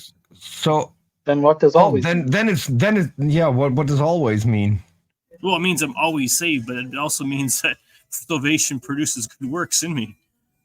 No, that means that you can just go around and kill whoever you want. You can rape. You can dismember children because once saved. Hold on, I'm just saying. Once saved, always saved. Right? There's nothing you can do to lose your salvation. Yeah. Because that's what always means. You said you wanted me to correct you if you said or did something stupid. Remember, you're right, Peter? Yeah, you don't want to answer this question, right? No, it's right here. It's right here. It's right here. I'm answering it right now. I can hardly read that. I'm old, so. Okay, well, I will read it for you. This is Paul speaking in Romans 6:1-4. So Paul, not Jesus. Okay. Yeah, Paul, not Jesus. Okay, yeah, that's true. Okay, what shall we say then? Shall we go on sinning that grace may increase? By no means. We are those who have died to sin. How can we live in it any longer? Or don't you know that all of us were baptized into Christ Jesus, were baptized into his death? We were therefore buried with him through baptism into death, in order that just as Christ was raised from the dead through the glory of the Father, we too may live a new life. Mm-hmm. Yeah, it's just sad that Jesus didn't say that, right? It was Paul. Okay. Because Paul started Christianity, not Jesus. Oh, now we got a problem. Oh, we lost Rob. It's just us. McDonald's turned off their Wi-Fi. I've been in a situation like this, and when this happens, I always think that we need to be respectful and not do things that Rob wouldn't want to have on his channel. Last time, the Christian that I was on his channel, because I said that and because I acted upon that, I got blocked. Not kidding. Can I point out to Utopia Buster that he doesn't know the difference between ascribe and subscribe? And it's anyone who subscribes to the fundamental principles, not ascribe. Ascribe is something that you do to, if you're the subject of a sentence, you ascribe something to the object of the sentence. Subscribe is something that a subject of a sentence does. And he called us preschool atheists a minute ago. Dude doesn't even speak proper English. And I want to say, when it comes to subscribe, you need to subscribe to my channel. The safest channel on the planet. Very smooth, Peter. Very smooth. Well, Flynn and I had a great conversation with a Christian lately. We did. You should listen to it, Rob. He's coming. Yeah, and he's going to come back for several more shows. So, I actually talked to him yesterday. He was in the chat on Arn's channel. Yeah, he's not me. Peter. No, I know it's not you. It's a different Peter. Peter Squared. See, what my problem is I don't lie. So if I make a sock account, and I've got several, so you might run into me on YouTube under the name of Jesus Christ, because that's Jesus. Sorry. But I will always tell you the truth. If people ask who that is, I will tell them the truth, because I don't like to lie. Yeah. There's one exception. There's one exception, two exceptions. Which are? Thank you for proving my point. Yeah. One is when it's beneficial to someone's health, which I've done. And one is a white lie. Say that I want to surprise someone. Yeah, I will lie my ass off to make that surprise perfect. Yeah, I've had to. The other one is more important. I spent an hour and 15 minutes or an hour and a half on the German Autobahn with a guy who didn't have a face anymore because we drug him out of a burning car. Wow. And he was worried. His daughter was into horseback riding, and he was worried that he couldn't go watch her 5 days later, because that was important to his daughter. And I lied to him and said, you're going to be fine. You're going to be there, knowing full well that he wasn't going to be out of the hospital for the better part of a year, because he literally didn't have a face anymore. Everything was gone. Oh, this is funny. Someone thinks that Paul is more Dutch than Peter. That's on Twitter. So this is Jesus speaking, by the way, guys. His verse, and this is John 13:35. It says, "By this everyone will know that you are my disciples if you love one another." That's the words of Jesus in John 13:35. And then we've got Utopia. Okay, call me a stickler. Call me a stickler. How do you know that those are the words of Jesus? Eyewitness testimony. Notoriously unreliable. Eyewitness testimony. Can be, not always. No. I'm talking about this specific verse that you're now pulling up. Okay. It was in John, you said? Yeah, John 13, verse 35. Okay, great. So how do you know that those are the words of Christ? Because who wrote John? John. No, sorry, no, it wasn't John. It was Peter. No. Peter wrote John. Peter, No. Peter transcribed. No. So I'll help you out.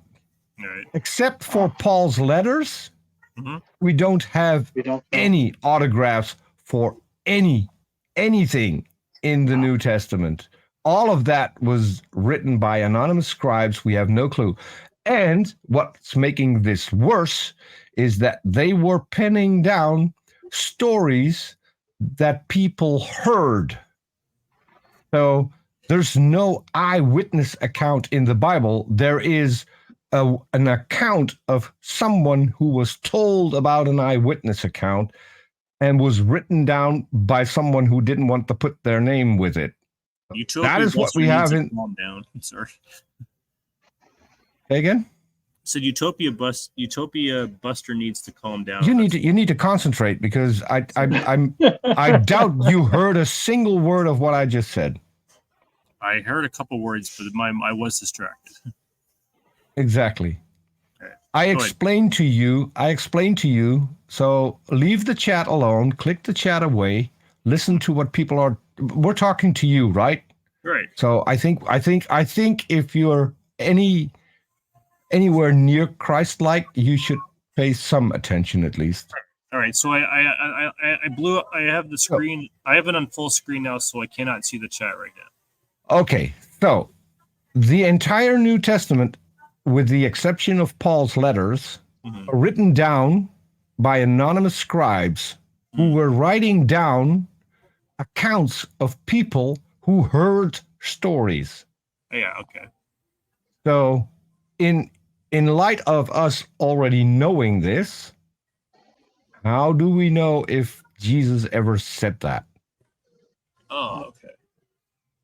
Well, I mean, on the face of it, you can't. I would say you couldn't, based on what you're saying. If what you're saying is true, then you can't know for certain that Jesus said that.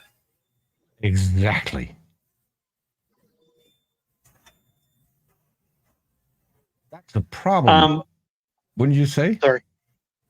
I just want to quickly point out to Utopia Buster that the reason that there is 2,000 years of biblical exegesis is that for 2,000 years, people haven't been able to agree on what the Bible actually means. That's a problem for you, not for me. If only God wasn't the author of confusion. Oh, wait. Sorry. I thought that was Satan. No.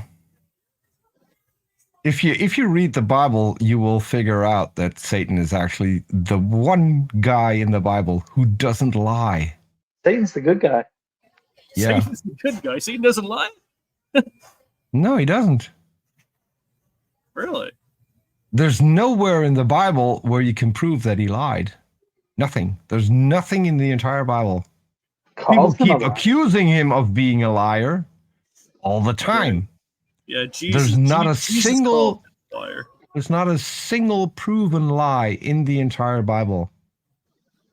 Oh yes, wait, he did lie. He lied in Genesis. Jesus lied. No. I'm saying Yes. I can prove in Genesis that Satan lied.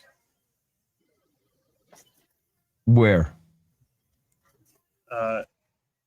Pull it up. Give me a second. Don't pull up the part with the serpent because the serpent wasn't Satan. No, the Satan was using the serpent to speak through him. No. Oh, Serpents can't talk. So now I can't use that because it doesn't count as what Peter qualifies as Satan lying. I see. No. So, no, you haven't been to European churches. You haven't been to European churches ever, right? No, I've never been to Europe, so no.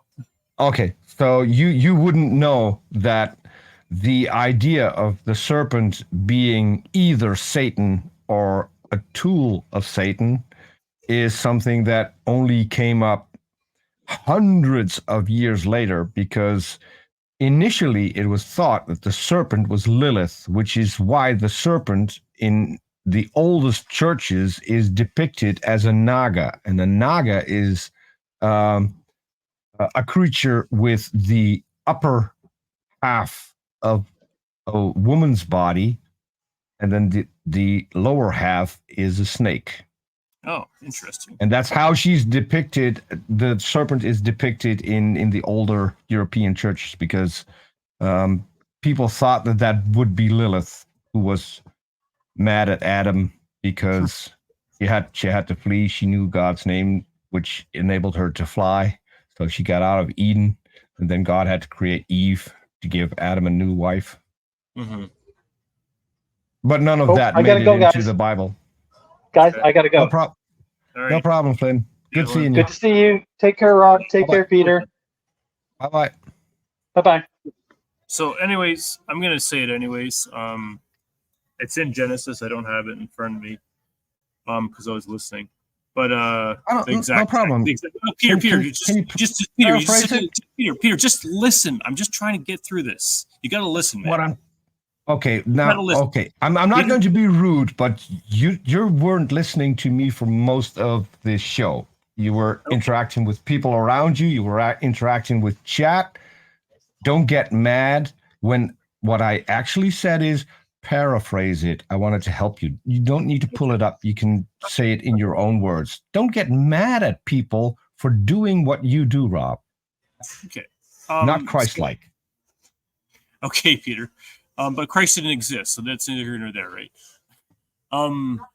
So I don't think he did, but that's okay. just Well, me. it's irrelevant. This is a moot point for this conversation. So the paraphrase is Satan said to Eve in response to Eve said, God, the Lord God told us we shall not eat of the tree, not even to look at it, lest we die. And Satan said to Eve, did God say, if you Yeah, eat but of that this was not tree? Satan. Okay, Peter, please just listen. Listening. Okay, But without interruption, please. That'd be go appreciated. ahead. Okay, Go ahead. so Satan said to Eve, did God really say, if you eat of the tree of the knowledge of good and evil, you shall surely die? You shall not, if you eat of this tree, you shall not die. You will be like God, knowing good and evil. Yeah, that was not Eve saying. That was the serpent saying. And the serpent. I didn't say it was Eve Scholars, saying. I said, scholars, biblical scholars, both Christian and secular, agree on this, that the serpent isn't Satan, couldn't have been Satan, because explain to me what happened to the serpent when God found out that Adam and Eve had eaten from the fruit. he kicked him out of the garden. Something more happened to the serpent, right? He was cursed, and he was cursed. Yeah. To crawl on his belly for the rest of time, Rest of the right? day. Yep. Yes. And then later in the Bible, God walks with Satan. Okay. And Satan walks with God. Right. So the curse got lifted? Satan walks with God. Where? Yes. Job. Okay. Well, Satan had a conversation with God. I don't think it's a bit of a stretch to say he's walking with God. It specifically says walked in the Bible. Literally in every translation you can find. And in the original Hebrew as well. Okay. Well, God gave Satan an audience. Yeah, for sure. This is why scholars conclude that the serpent and Satan couldn't have been the same person or the same entity. I don't Because otherwise there would be a massive contradiction, because then Satan's curse would have been lifted, which according to God never happened. Because until the rest of your days means literally until the rest of your days. So the serpent, if the serpent still exists today, it would still crawl on its belly. This is a verse that Utopia Buster wanted me. He shared with me. Then I just looked it up. We're not talking to a Utopia Buster. Please, right. please. Right. If you want to be a I am paying decent attention, apologist, Peter. I am paying attention to you. I'm paying attention to you. Okay. I am listening. So this is the problem with online Christians, that they disagree with their own scholars, with Christian scholars who spent their life doing research on the Bible and have come to conclusions, and they will just brush it off and say, nuh-uh, and that's all the defense they have. Yeah, but do you think you're using confirmation bias to some degree, or to yourself? How would I use confirmation bias when I'm trying to make your point? No, because I'm trying to say, like you're saying that, like obviously not all Bible scholars disagree on many different things, and there's but Bible there's scholars consensus. Yeah, right. But there's Bible scholars agree on a lot of things, but there's also obviously Bible scholars who disagree on many things. Yes, but there's a main consensus, right? So if you have Yeah. a fringe Bible scholar who thinks that the serpent is Satan, that's a fringe Bible scholar. The consensus, which means that most I know what of consensus the Bible, means, Peter. yeah. So would you believe this one fringe guy, or would you believe the people who have been in this job for a long time and have done the research, But proper research? I think the question presents a false duality. I think because there are a lot of scholars, I believe, that do believe that the serpent was Satan, or at least a tool of Satan. Not a lot. Well, As I said, that's a fringe part of scholars, and most renowned scholars agree on this. But I mean, if you can't trust Christian Bible scholars, then who can you trust on what the Bible actually says and what it means? well, Can you only trust yourself? Human beings are fickle. We are capable of massive amount of self-deception and being deceived by those around. I agree. But do you think? Oh, I'll ask you this. Mm-hmm. Let's say there was a course in apologetics, and someone was teaching people how to do apologetics. Would you trust that person? It would depend on a few things. Which things? If they're learned, if they're knowledgeable, if they know their stuff, if I can see that they can demonstrate knowledge of the material that they say they're not knowing of, then I would trust them. And how would you verify if that's the case? I would have to pretty much like the scientific method. I would have to observe them, test them, and then see if there's like consistency. Let's say these people earned several PhDs in theology. Sure. From several Christian universities. Would that help? Yes, it would. Exactly. So you just made my point that humans are fallible, but those who invest a lot of their time, and some have invested their entire life into trying to figure out what the Bible is, what it says, and what it means, and what you should take away from it.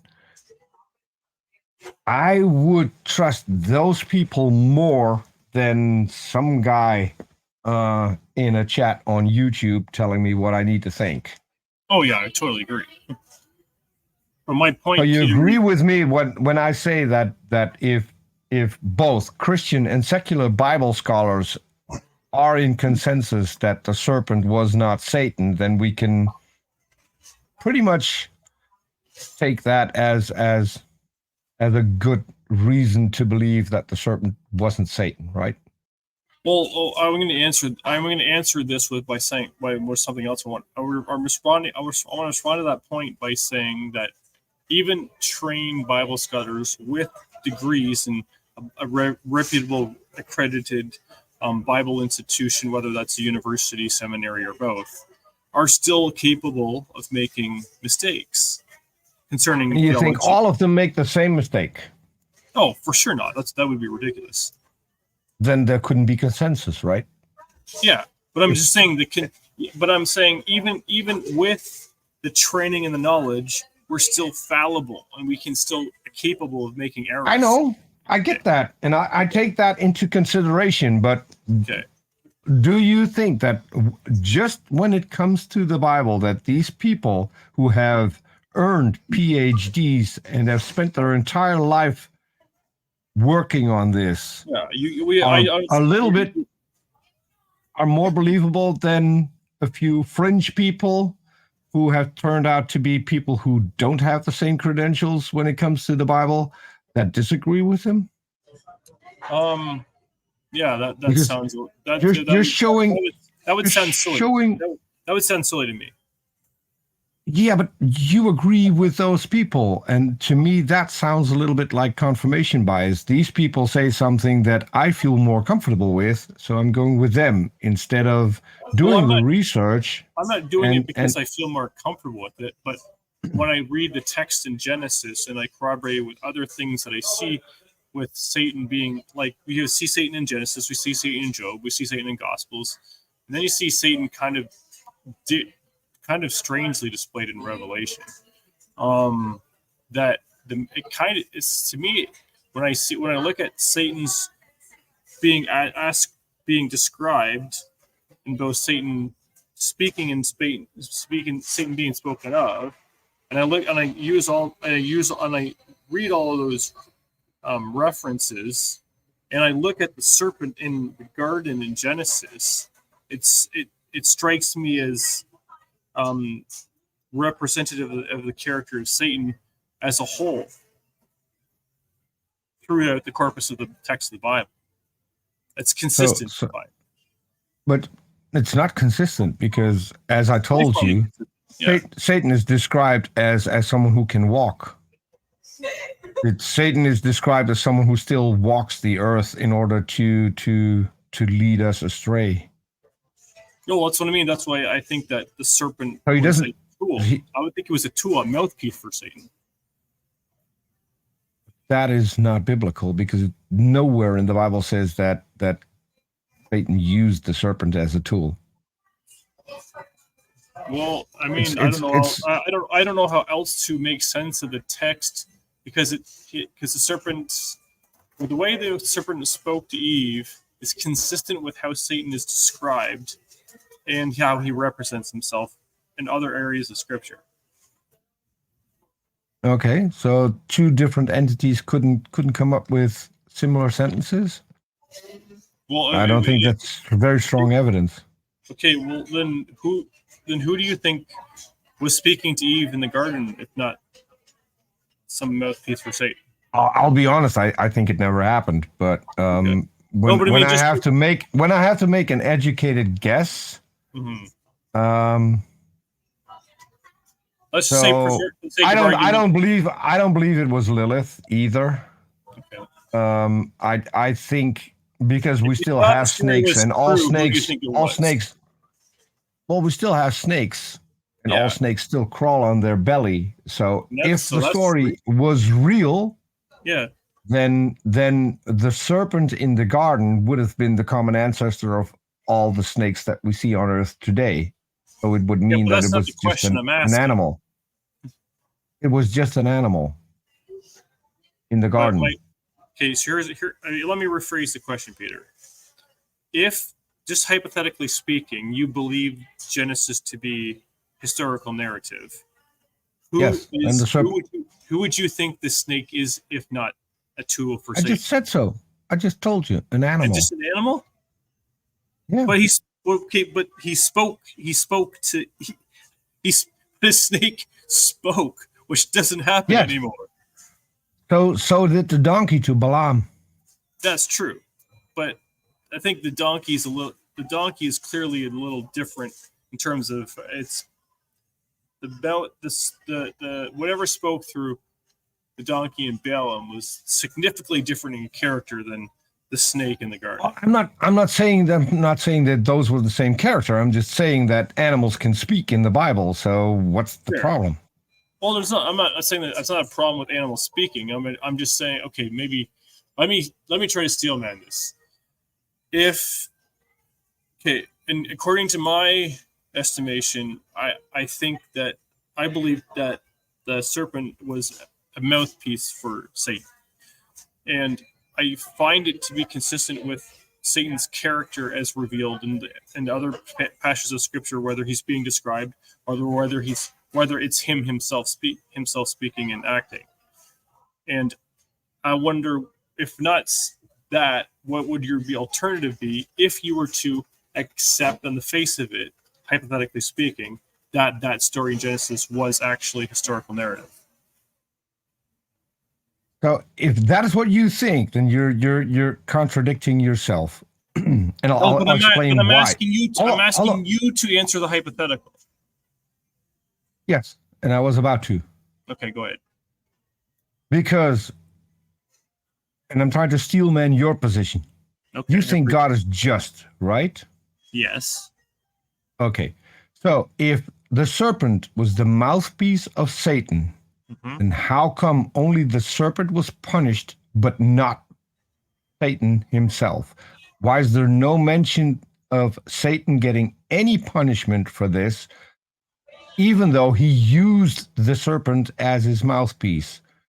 Then a just God, I think you would agree with me on this, would have punished the person behind the mouthpiece piece, at least as well. I mean, I'm not saying that the serpent would have had no punishment, but the biggest punishment would have gone to the one pulling the strings, right? That's what a just God would have done. Mm. By any standard, even by his own standard. Yeah. So if we take that into consideration, and if we then read the Bible and we see that Satan wasn't punished for causing original sin, then it's clear that the serpent cannot be Satan. I see what you're saying. Or that God isn't just. I don't want to go there. I just think that that's a very good argument against the serpent being Satan. Or no, Whether or not God is just is a completely But I- different topic and gets us But to I wasn't. But a again, rabbit hole. but Peter, I wasn't saying that the serpent is Satan, but it was a mouthpiece. No, he was using him. Yeah. I know exactly what you mean. Okay. But if Satan was using the serpent, wouldn't he deserve a punishment? I would say so. Yes, absolutely. Wouldn't he take the grunt of the punishment? That would The be bigger part of the punishment? That would be very sensible to me. Yes. Yes. And that didn't happen, did it? Not that we know of. No. And this is pretty important because this is about original sin.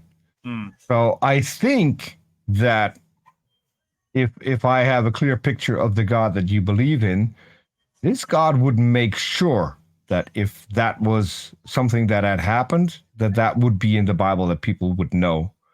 Because this would be a very strong argument against Satan. Mm-hmm. And God would tell people about this, as he has done multiple times throughout the Bible. So the fact that God didn't attribute this to Satan, to me, is a clear sign, not just to me, also to biblical scholars, but to me at least, is a clear sign that the serpent couldn't have been Satan. Because we would know. Mm-hmm. Now, God and Satan have an interesting relationship, and I don't think the problem with Genesis in the regards to what you're saying is that there's just a whole lot of things that just are not explained or said. Yeah. The Bible isn't very clear on a lot of things. No, and but it's extremely unclear and divisive on other things.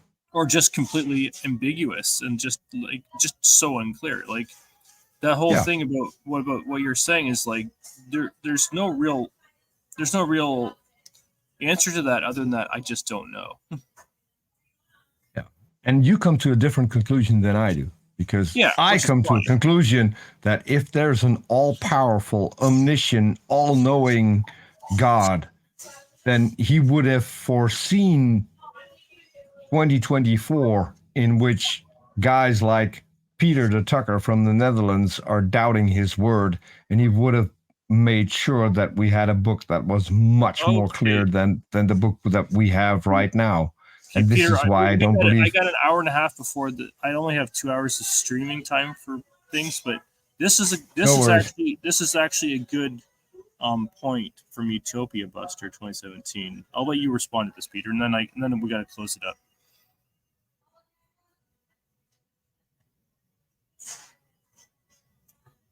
I have no clue what this has to do with anything that we've been talking about. Oh, he's trying to tell you that the Satan that the snake was and in fact Satan. Well, this is the problem with people trying to Google the Hebrew and then finding other things, because words can have different meanings. I mean, if I said I had a gay old time yesterday, it could mean that I was just happy, or I was uh, involved in homosexual acts. So the reason we know what we're meaning when we're using a certain word is because of the time we live in and the usage of the word. People always think that words Okay, have a Peter, I hate meaning. to cut you off, Words. but I gotta end the stream, otherwise it's not gonna end. Yeah, no problem. Let me get this sentence out and then I'm done. Sure. So, words do not have meanings. Words have usages, and the usages of a word change over time. This is something you need to keep in consideration when you translate things, when you have to I translate fundamentally things in disagree the with time. you. I believe that words have meanings in their original context, and that those meanings change over time as language evolves. Okay, I'll give you an example. A Do you agree with girl. what I just said? Yes, a girl. Okay. Is that referring to a young male child? No. So the word girl didn't have a meaning when it was first invented. It had a usage back then that the word girl meant a young male child, and then somewhere around the 1900s that changed, and now the word girl means a young female child. So As far as I know, it it's doesn't always have a no, no. no. So that is a clear way of demonstrating that a word doesn't have a meaning, it has a usage. Same thing with gay.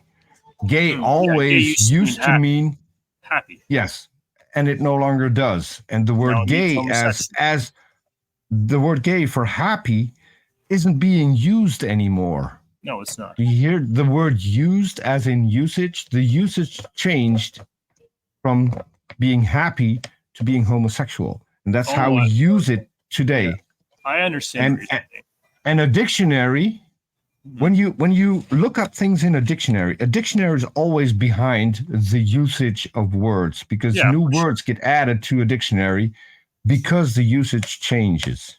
I see what you're saying. That's what you I think it's both and. I think words have meanings and usage at the same time. it depends on how you interpret meaning. Yeah, I agree. The word usage does a better job